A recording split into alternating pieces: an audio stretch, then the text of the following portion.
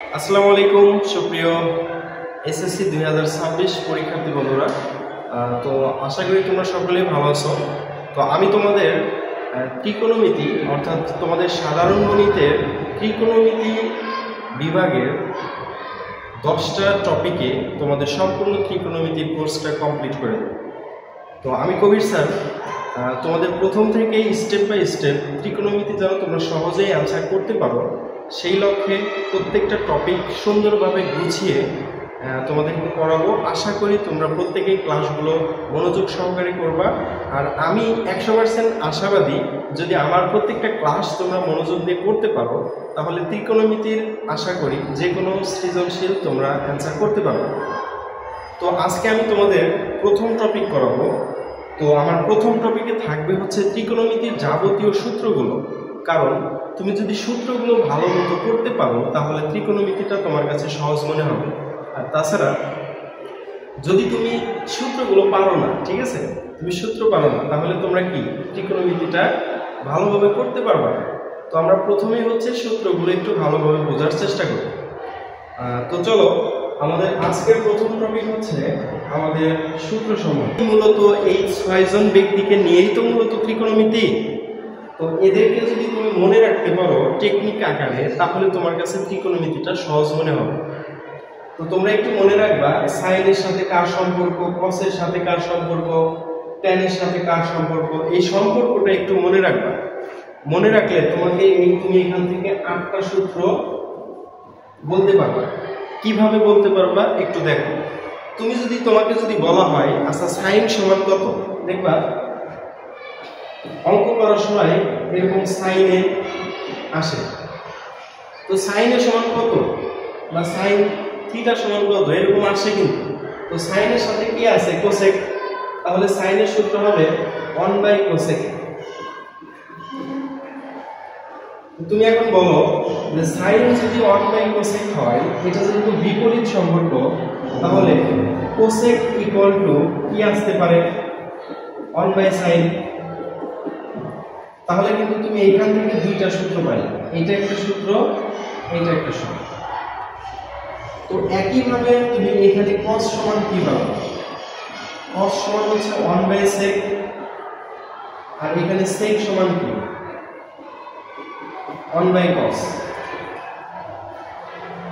একটা, দুইটা, তিনটা, চারটা। এখন এখানে একইভাবে বলো tan সমান কি 1/cot আর cot সমান কি হবে 1/tan।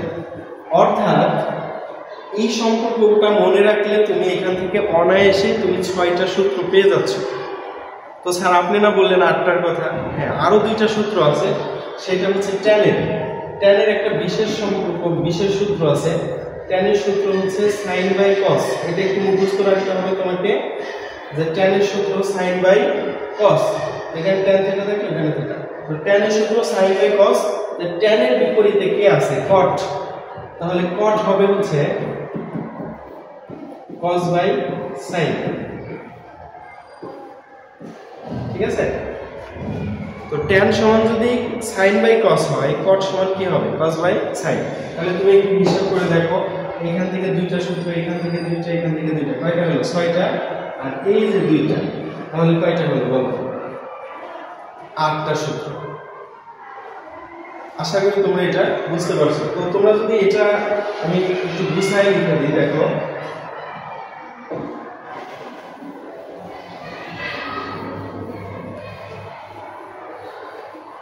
একটু লক্ষ্য করো, দেখো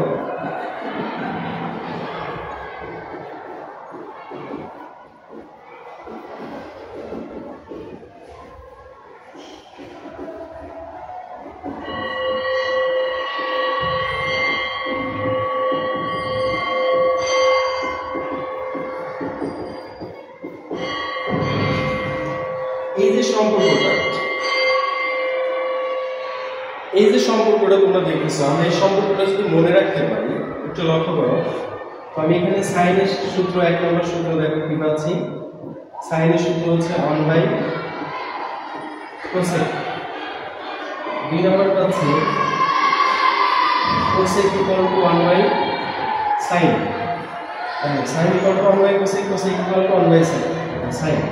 তো এখানে 3 নম্বরে cos equal to 1 by sec,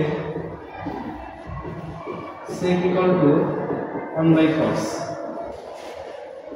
5 নম্বর দেখো tan, তো tan equal to এখানে আছে হচ্ছে তোমার লিখো 1 by cot, R cot equal to লিখতে হবে 1 by tan। এখন এই যে তোমরা একটা থেকে দুইটা করে সূত্র পাচ্ছ, তাহলে মোট সূত্র কয়টা হলো? 6টা। আর এই tan আর cot এর একটা বিশেষ সূত্র আছে, সেটা হচ্ছে যদি tan কে তুমি এই যে tan সমান হচ্ছে সূত্র হচ্ছে sin by cos। তো tan যদি sin by cos হয় তাহলে cot কি হবে? cos by sin। এই হচ্ছে আমার এইখানে 8টি সূত্র, যেটা আমরা এই সম্পর্কটা দিয়ে ওখানে বলতে পারবো বা লিখতে পারবো, জাস্ট তুমি যদি এটা মনে রাখতে পারো। তো স্যার এইটা শুধু সূত্রের ক্ষেত্রে না, এটা তুমি যে কোনো মানের ক্ষেত্রেও সেম।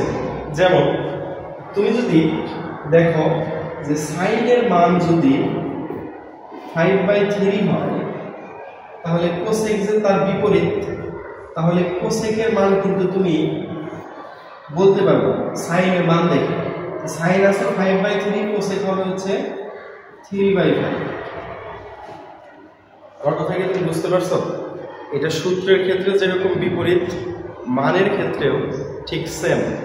তো এখান থেকে আমরা কয়টা সূত্র শিখতে পেলাম? 8টি সূত্র। এরপরে আসো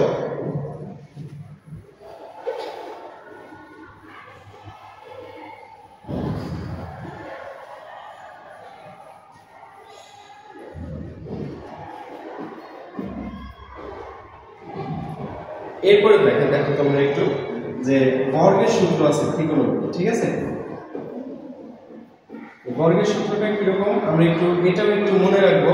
ওইরকম ভাবে বর্গের সাথে কার সম্পর্ক আছে? তো সাইন স্কয়ারকে মনে রাখবো হচ্ছে কস স্কয়ারের সাথে, সেক স্কয়ারকে মনে রাখবো তুমি ট্যান স্কয়ারের সাথে, আর কোসেক স্কয়ারকে মনে রাখবো তুমি কট স্কয়ার। এই তিনটা মনে রাখবো। এটা কিভাবে মনে রাখবা? সাধারণত এটা কিভাবে মনে রাখবো? তুমি স্কয়ারটা এটা মনে রাখবে, ঠিক আছে? মনে রেখে তুমি মনে করবা যে এই দুইটা যোগ করে ইকুয়াল টু 1 হবে, আর এই দুইটা হচ্ছে বিয়োগ করে ইকুয়াল টু 1 হবে। যেমন আমি একটু দেখাই দিই এখানে সূত্রটা কিভাবে আসতেছে। সাইন স্কয়ারের সাথে কস স্কয়ার যোগ করো, sine square plus cos square equal to 1। এইখানে এই দুইটা হচ্ছে বিয়োগ করে 1 হবে, sec square minus tan square equal to 1, cosec square minus cot square equal to 1। তো দেখো আমরা যদি এটা মনে রাখতে পারি তাহলে আমাদের এই তিনটা সূত্র আমাদের হয়ে গেল। আমরা এটা বুঝতে পারছি না সেটা বলো। তো এইখানে এই একটা সূত্র থেকে আরো দুইটা সূত্র বের হবে, ঠিক এখান থেকেও আরো দুইটা বের হবে, এখান থেকেও আরো দুইটা বের হবে। কিভাবে? তোমরা যদি এটা মনে রাখতে পারো, দেখো আমরা যদি এখান থেকে আরো দুইটা বের করি, এক নম্বর সাইন স্কয়ার, যদি কেউ বলে সাইন স্কয়ারের মান দরকার তাহলে কস স্কয়ারটাকে ওই সাইডে দিতে হবে, তাহলে 1 মাইনাস কস স্কয়ার। তো আমি যদি কস স্কয়ার বের করতে চাই তাহলে সাইন কে ওই সাইডে দিতে হবে 1 মাইনাস সাইন স্কয়ার। এইভাবে এখান থেকে দুইটা পেলে এখান থেকেও দুইটা, এখান থেকেও তুমি দুইটা করে পাবে, ঠিক আছে? তো আমাদের কিন্তু ত্রিকোণমিতির মেইনলি যে সূত্রগুলো, এই সূত্রগুলো হয়ে গেল। আর এইখানে আরো কিছু সূত্র আছে, সেই সূত্রগুলো তোমাদের আমি এর পরের টপিকে শেখাবো।